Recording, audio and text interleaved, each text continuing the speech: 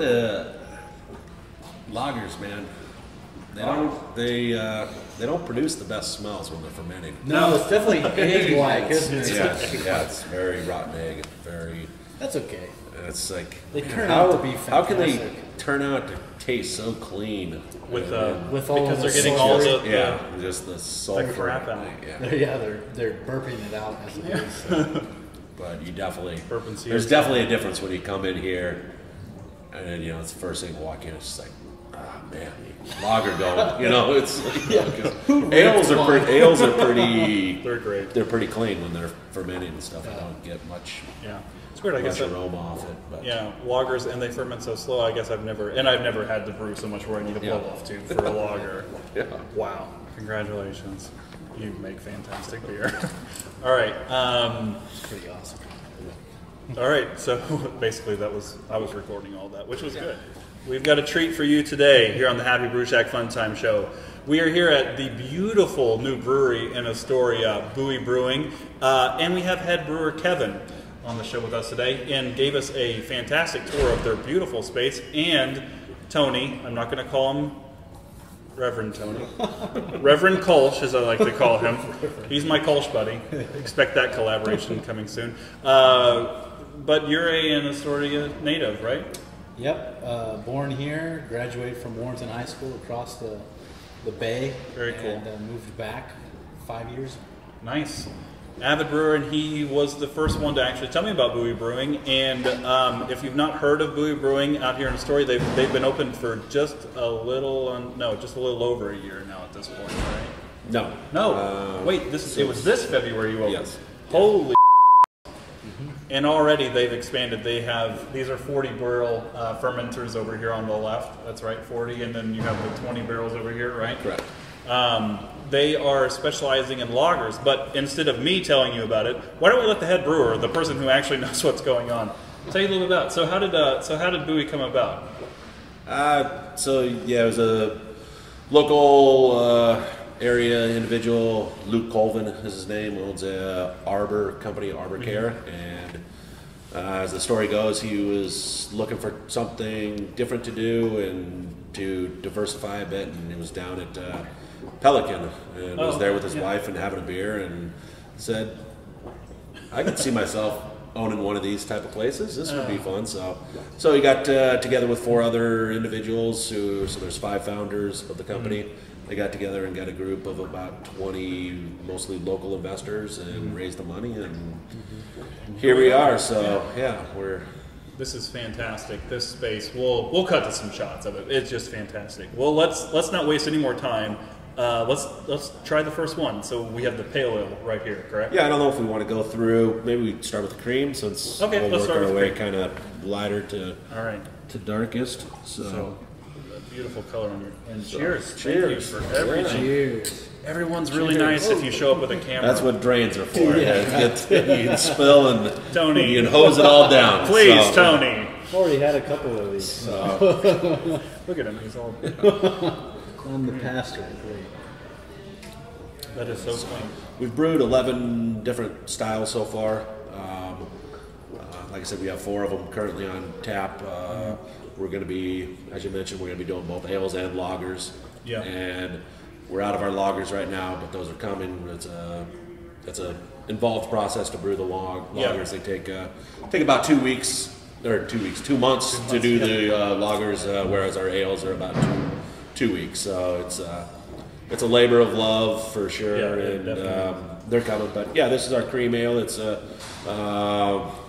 nice, light, easy drinking beer. It's got some oat malts in there that give it a little bit of mouthfeel. Yeah, the body on it is more than I've had from most previous cream ales. So this is a really, Do you turn this around in 2 weeks, or do you let it go a little bit longer than that? It's still, we've done it in about 2 weeks. Yeah. Wow, that's it's really clean. Yeah. What do you think we should go in line with next? Why don't we try the pale? That's what I was going to say. Yeah. All right. So this is Yeah, kind of really a hop forward beer. The thought process with brewing this beer and a lot of our beers so far is we're trying to focus on some more sessionable beers. Sure.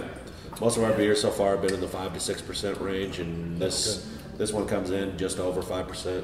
That's really 5.1. So it's real traditional C hops, Cascade, Centennial, Chinook is what it's dry hopped with, and it's intentionally keeping the bitterness side of it fairly low. Yeah. So we want to try to get the hop flavor out of it and have something that's flavorful, but that's not overly bitter. And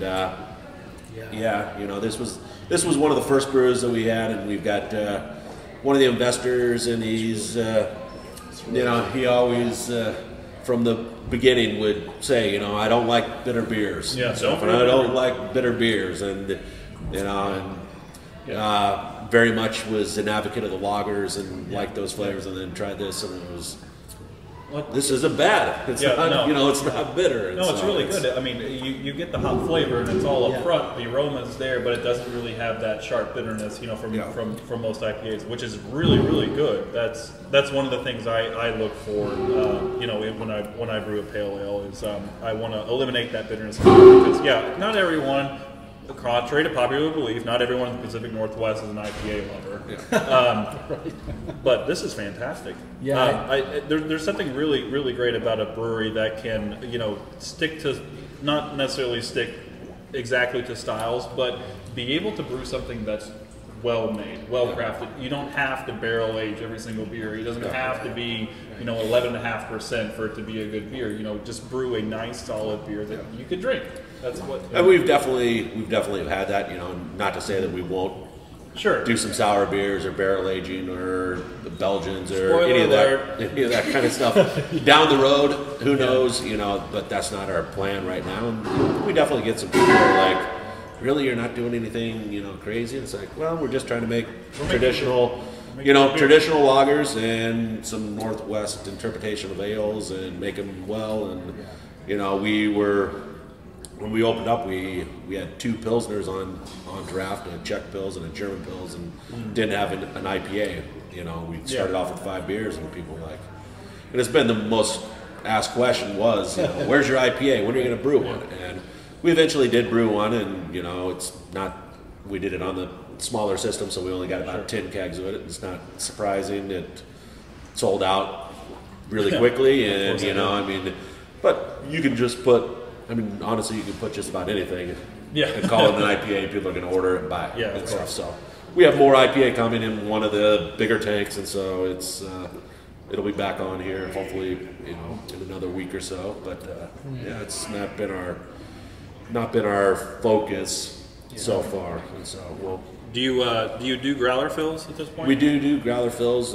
We started off with just doing the fills on the ones that we've had on the big system. Right, yeah. So far, so we were a little bit limited, and that put some people off too. We weren't initially filling growler fills, and did you say, hey, we've been open for 4 months? Yeah, and there's some people, and there was one beer blogger that unnamed that had an issue with us not filling, and it was also Zwicklemania, our second day open. That weekend. Same weekend as Festival of the Dark Arts. Festival of Dark Arts. People, it was like, we're trying to, so going forward. Yeah. Now that we're having more beer available, yes, we just got our own growlers in last week. So, cool. Those are up and going. We're, went through that pail. Man, that's good. So sorry. What I love about just like pointing at beer. Yeah, I might as well finish. What I love, now that it's all gone. Yeah. What I love about your IPA, Pale Ale, Northwest Red is the fact that I don't feel like I need a glass of water. After I drink it. True. Yeah. All that hop character, but without that coat your throat bitterness. It's really nice. That's the first thing, whenever we lift it up and smell it, it's just like, it smells good. And it smelled exactly like it tasted. Fantastic. Yeah. So that was awesome. All right, so what's next? Why don't we do the red? Yeah, so why don't we? So this is the one that I had earlier, and I am partial to reds. I really love reds and porters. I'm more of a malt guy. I like IPAs just as much as everyone else, but I think it's a little bit harder to brew a well balanced beer than it is to just hop the hell out of something, And this beer is fantastic. We're calling it a Northwest Red because it's a little bit on the hoppier side of things for for there's a lot of them coming out.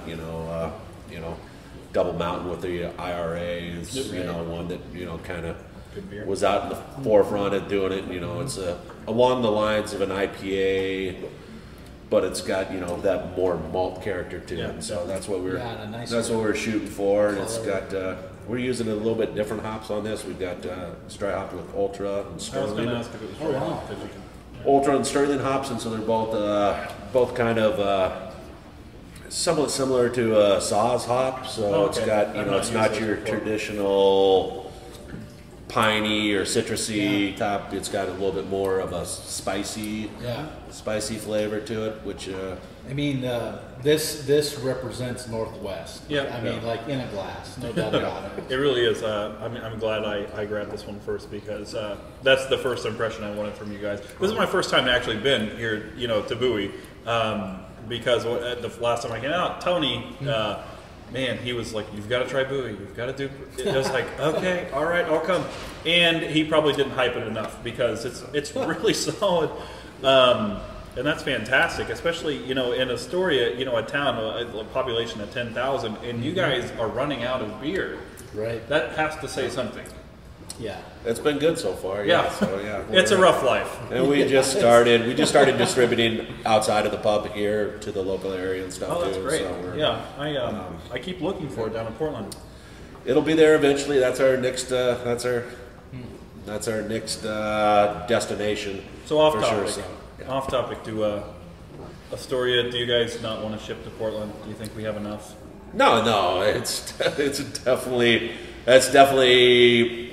our plan. That's right now we're just building up the local market and just filling accounts around here. We're draft only at this point, but the eventual plan is to do packaging, cans or bottles, a combination. Most likely cans. Most likely cans, and maybe some 22-ounce bottles. We are in an old cannery, it would almost be a 1 ounce tuna can of. What I love, what Jack and Chris have said at Fort George is the cans are like you're selling mini kegs. Essentially it's a mini keg. Which is true. So you know what you're doing. I have nothing else to. I have nothing to teach you. I wish I did. I'm sure there's a thing or two. Well, not always looking for new tricks and ideas. No, seriously. So let's we'll get into the porter here, but a little bit of background on you. You've been brewing for a long time. It's closing in on 20 years. Gee whiz, 20 years. Yeah, I know. Is that more than half your life? It's not quite, but it's he's a young approaching it. It's hard to believe. 20 years brewing. Really? It's not quite that long, but it's closing in on it. I think I'm at 18 right now. But I've been telling people I've been brewing for 8 years for the past 6 years. Yeah. And now I'm actually have been brewing for the past 8 years. But 20 years. 3 what? What does that mean? Yeah, all right. It's funny. I have no idea. We don't rehearse anything. So let's go ahead and grab this porter. Sure. See what we got going Let's do it. here. Porter is another one of my favorite styles. Growing up in Oklahoma and then moving to Nashville, I kind of had the southern roots thing, so I did a molasses porter, did a lot of sample batches, and bootlegged a lot of beer across state lines. I brewed 40 gallons for a friend's wedding, and drove it in the back of my truck from Tennessee to North Carolina. Can you say that? That's not illegal. I brewed it all. I didn't. Well, if the U.S. Marshals come knocking at your we'll door, let the legal department sort all of that out. And if so, you'll understand because I'm pointing at the bottom and there's a disclaimer. Otherwise, just ignore what I would just say. So the porter. All right, let's go for it. So this is going to be your. Do you guys have you done a stout yet? Or we did. That was one of the first brews that we did actually for the Festival of the Dark Arts at Fort George. I actually got to pour that. So we brewed an oatmeal stout. Actually, for that. I lied. That was the first beer I had from Buoy. Yeah, I was pouring at that trailer that was serving your guys' beer, and by the time I got done with my... You serve your beer from a trailer? I love it. By the time I got done with my shift, I went back to try it, and it was all gone. It's gone. Everybody wanted to try it. So. No, yeah, that was yeah. You guys were you were hyped before I went out there. That was I mean I had heard about. I think people were excited because that was our first beer that we had anywhere. You know, got it out there. So yeah, we did that. Stout. We're talking about brewing it again. It turned out pretty well, but our distributor asked for a porter. Said that they have some accounts in the area that like to carry a porter, and so this is our version of it. It's how much roast malt? Because I'm getting quite a bit of that. That's really good. yeah, we tried to keep. I mean, it's more chocolate malt in there and caramel malts. A little bit of black malt. There's no roasted barley in there, so it's. I'm a hack. I didn't it's call still, anything right. To be fair, chocolate and roast malt are. If you don't know about the. Kill me. I'm not a homebrew nerd. So anyway, but again, we're trying to focus on drinkability of it, and it's it's right around 5% also on the That's so ABV. good. It's got a lot of character for 5%. that really does. Yeah, we're Showcase the malt. That's one of my favorite things is really putting malt forward, and I think this beer does it fantastic. It's for 5%, it's a medium body. I could drink at porter. That's one of the common conceptions about darker beers is that they're not sessionable, but at 5%, this is very sessionable. Yeah. And the flavor is there.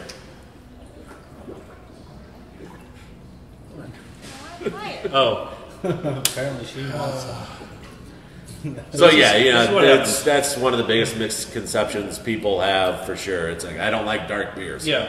It's like, how do you know? Because I had a Guinness once. Yeah, way exactly. back then, and Well, even the Guinnesses are really low. You tell them it's like 4.5, at most. But no, you obviously you have nailed this one right on the head.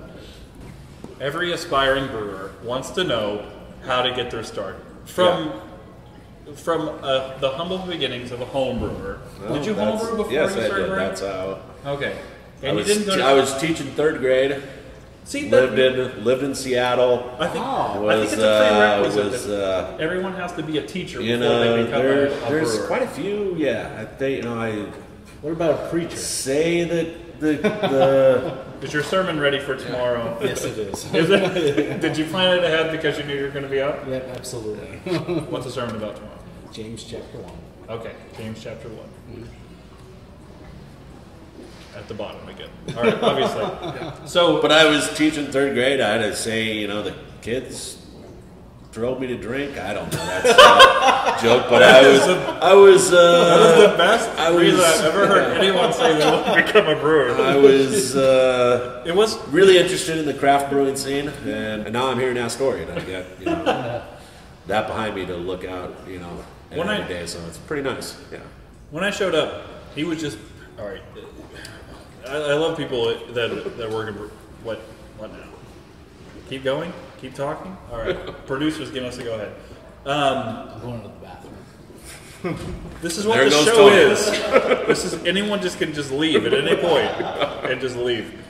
No, that's a good place to wrap, I think.